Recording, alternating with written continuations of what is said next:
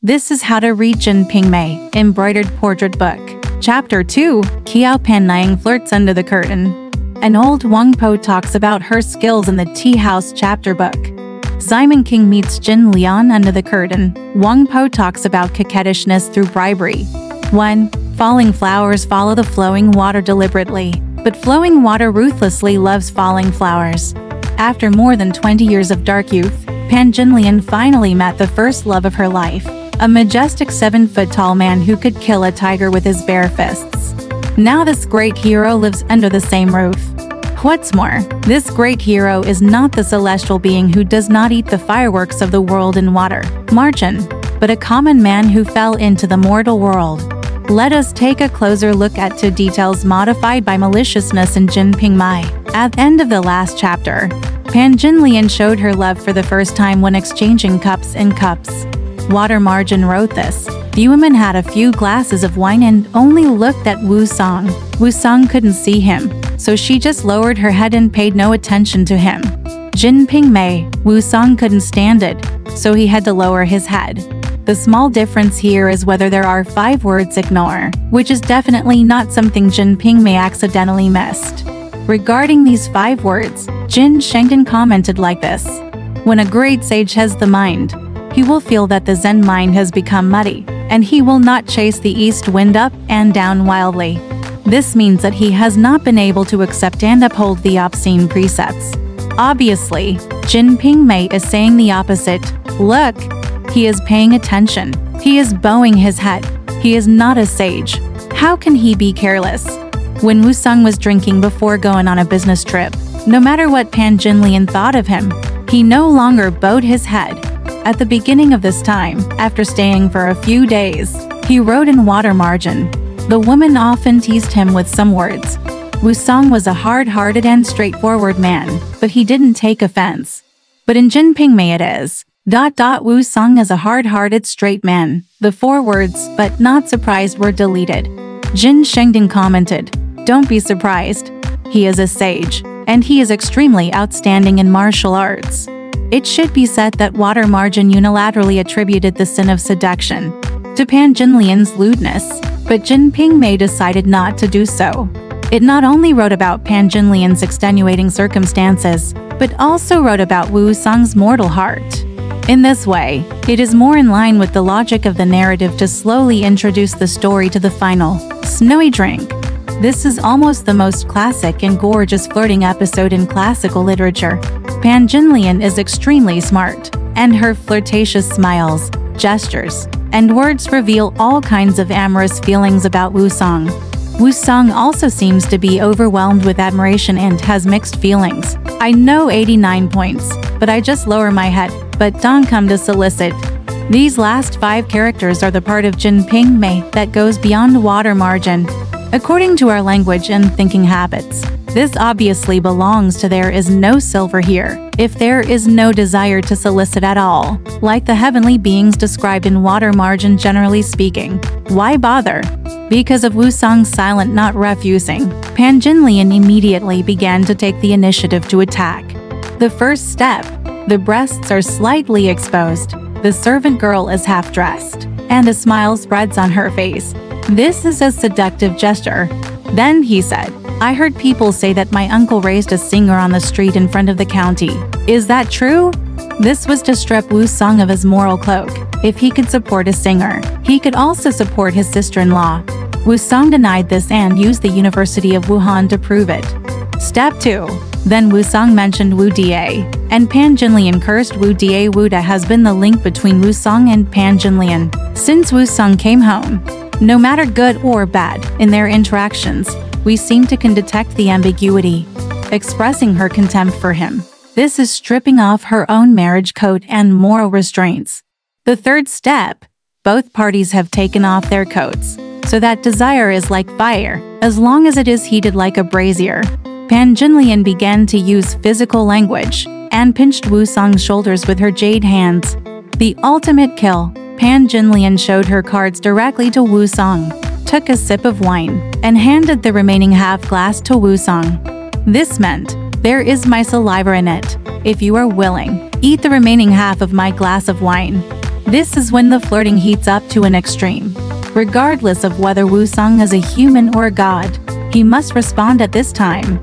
If he were Ximeng King, then the next step would naturally be a mosaic of undressing and having sex. But he is actually the embodiment of morality and justice, Woo-sung. Woo is an upright man with his teeth and hair, not those pigs and dogs that corrupt customs and harm human ethics. Sister-in-law, don't be so shameless. If there is any trouble with such activities, I, Woo, will recognize him in my eyes. Sister-in-law? The fist doesn't recognize the sister-in-law. It's mostly regrettable to read this far. The previous romantic and sweet flirtations have roused our interest to the fullest. We really hope that Woo-sung will fall down just to satisfy our voyeuristic pleasure. However, our fantasies, as well as Pan Jinlian's fantasies, were instantly smashed to pieces with Woo-sung's shout and a wave of his fist. Love is not something you want to buy, but you can sell it if you want to buy it. If you fail to express your love, you can't be a lover, and it's hard to even be a relative. What should you do? Pan Jinlian, the matter has reached this point. Even if you insist on making strong arguments, you are still at a disadvantage and you have to watch Woo-sung play his cards. Woo-sung, now that the matter has come to this, either expose her face and let Woo Da divorce her and marry another, or keep clean and stay away from the place of right and wrong? Woo-sung chose the latter.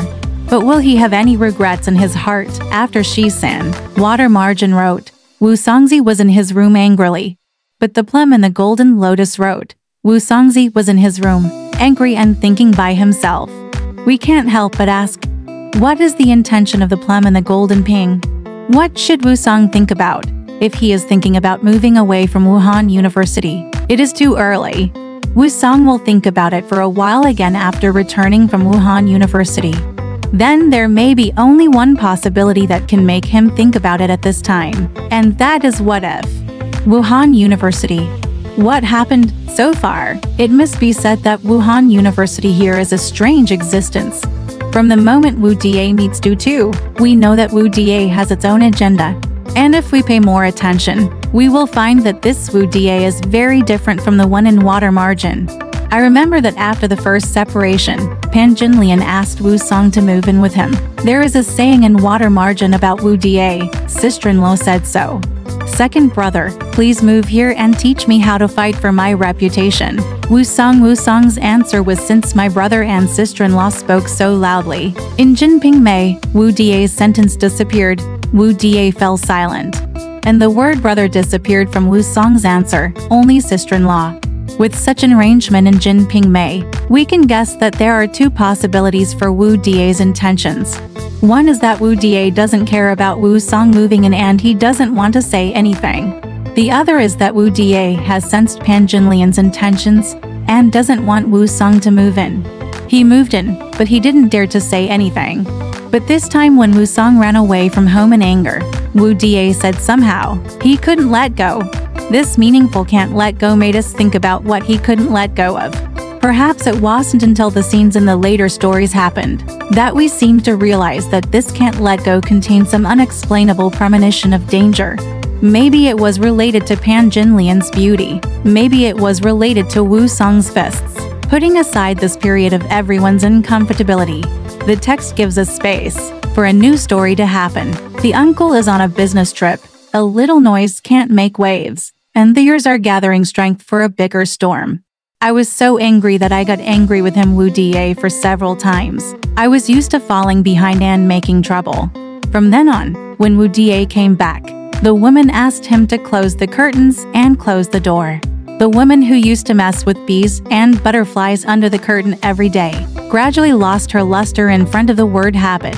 Perhaps Woo-sung's rejection made the flame she once ignited go out and become cold. The inferiority brought about by her birth gradually strengthened, and even became numb from that moment on. Her beauty and self-confidence will gradually disappear with the rain and wind of the years. From this moment, we seem to have seen how Chinese women have made do with each other for thousands of years. Countless married women have lived under this word habit until they grow old. Behind them are those who are both famous and infamous. The Chastity Memorial Arch constitutes almost the entire life of Chinese women. They are plain, real, and full of virtues, but perhaps only God knows how much happiness there is, and if you want to betray them, there is only one way, and that is the path of no return, carefully constructed by the authors of the novel, similar to Pan Jinlian's path of no return. 2. Just because the eyes are about to change, it causes the heart to feel uneasy. The first chapter of the storybook ends with Wusong running away from home, and the main body of the second chapter becomes the words of Pan Jinlian and Simon King. Since the first chapter of the embroidery book added the content of the 10 brothers, the part where Wusong moved to Wu Die's home was moved to the second chapter. It seems like a careless arrangement, but it is actually quite ingenious. In the second chapter of the embroidery book, the text is divided into 2 parts, but the main subject is Pan Jinlian. The first part is about Pan Jinlian falling into the flowing water intentionally, but unfortunately Wusong Liushui fell in love with the falling flower. The second part is about Pan Jinlian meeting Simon King by chance.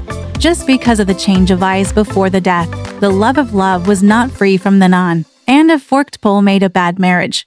Pan Jinlian's encounter with Simon Qinghui leads to a point of no return, because a gust of wind blows down the forked pole when closing the curtain. We will not forget that it was Wusong who asked her to close the curtain early every day. The girl named Zhao Xing in A Dream of Red Mansions also accidentally turned around and formed a lifelong bond with Jia Yukin. Perhaps this is the contingency of fate. An accidental opportunity brings an acquaintance, and an acquaintance brings a change in life.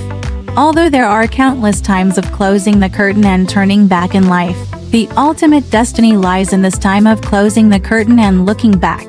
After all, whether it is careful thinking or a moment of gambling like selfless investment, it is a fateful choice. This is obviously not something that can be simply explained by the constant good and evil and karma. The encounter between Pan Jinlian and Simon King was only mentioned in water margin, with the 4 words enchanting life. However, Jin Pingmei cannot be like this, because this is the first encounter between the hero and heroine in the whole book. According to our reading experience, the encounter between a talented man and a beautiful woman is a theme repeatedly chanted in classical literature. The so-called "how could he turn his eyes when he was about to leave" in folk tales, such as the legend of the White Snake, Suxian and Bai Sezhen also have a very romantic encounter on the broken bridge of the West Lake. The props include timely wind and rain and an exquisite oil paper umbrella. However, Jin Pingmei is not like this. Please remember the cynical face of the author that will appear repeatedly. You will seem to see him snickering behind the book. Behind the classical beautiful images, he always adds a dramatic life.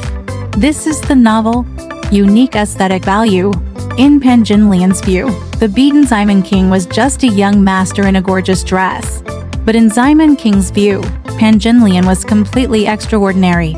But I saw his black hair that resembled a crow's tail, his crescent moon eyebrows, his cold apricot eyes, his narrow star-shaped feet, his fleshy breasts, his white legs, and more. It's tight, white, and black. I don't know what it is. Pan Jinlian's appearance has been briefly described before, but in Simon King's eyes, it is much more specific. From her hair, to her face, from the figure, to the hands, to the invisible 3-inch golden lotus, to the meaty grandma's breasts, but her legs for nothing. I ask, how can this be seen? Nothing but Simon King's imagination. In his eyes, Pan Jinlian has been stripped clean by his imagination, and the author also wants us to note that the last time Pan Jinlian appeared in front of us, under Wusong's bayonet, she was also stripped clean, and even tight, white, and black. I don't know what it is. Perhaps this is the Volvo in his heart. It can be said that Simon King, who is soft at this time, is full of sexual impulses in his body and mind.